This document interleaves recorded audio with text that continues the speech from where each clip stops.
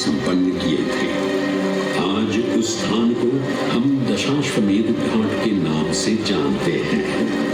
भगवान ब्रह्मा के अलावा इंद्रदेव, वरुणदेव एवं सोमदेव ने भी प्रयाग क्षेत्र में ही भगवान विष्णु की आराधना करने हेतु यज्ञ किए थे, जिससे उन्हें भी श्री हरि का आशीर्वाद प्राप्त हुआ।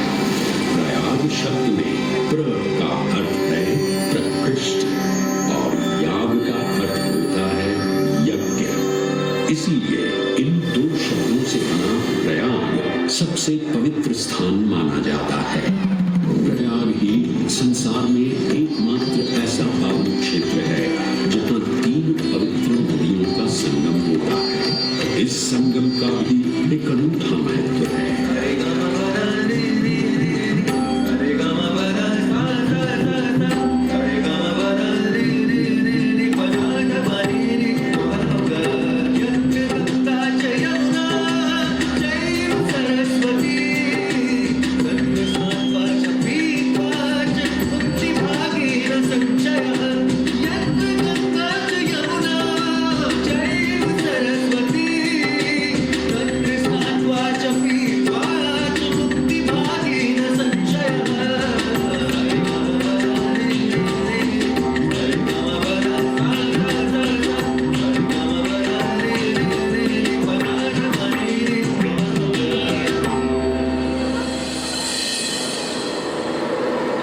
प्रयाग में गंगा, यमुना और सरस्वती जैसी 3 सबसे पवित्र और पूजनीय नदियों का दिव्य संगम होता है।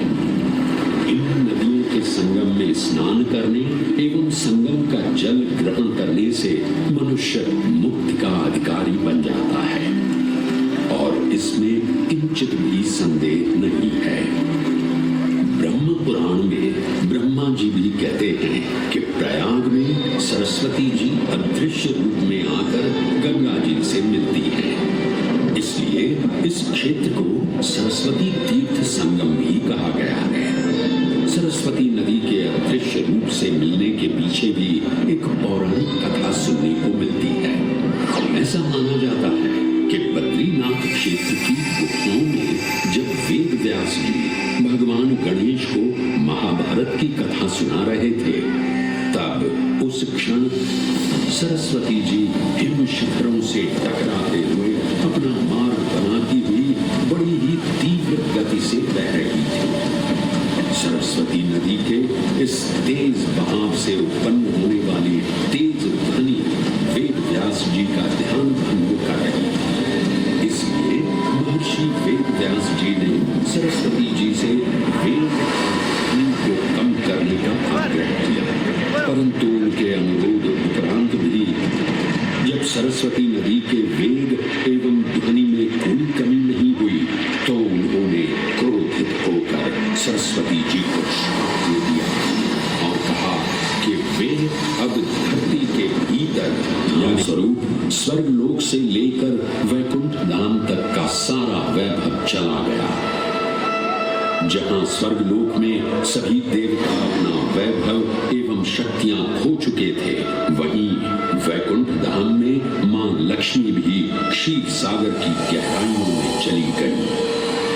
उनके जाते ही सृष्टि का संतुलन बिगड़ने लगा एवं असुर राजा बलि ने तीनों लोक अपने अधीन कर लिए। ये सब देखकर सभी देवतागण अपने श्राप के निवारण हेतु भगवान विष्णु की शरण में जा पहुंचे और कहने लगे,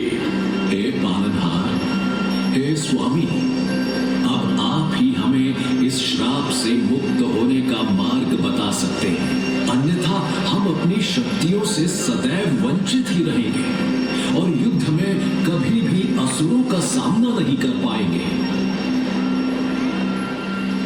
हे देवराज, ऋषि दुर्वासा के श्राप से सभी देवतागण जीवन मृत्यु के काल चक्र में बंध चुके हैं।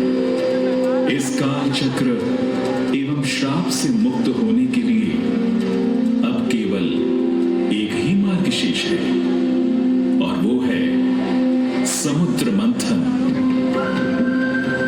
इस समुद्र मंथन से निकलने वाले रत्न ही आपके खोए हुए यश, वैभव और कीर्ति को पुनः स्थापित करेंगे।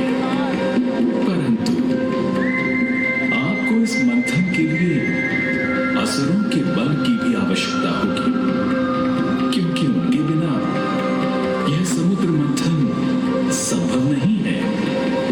जैसी आपकी आज्ञा प्रभु।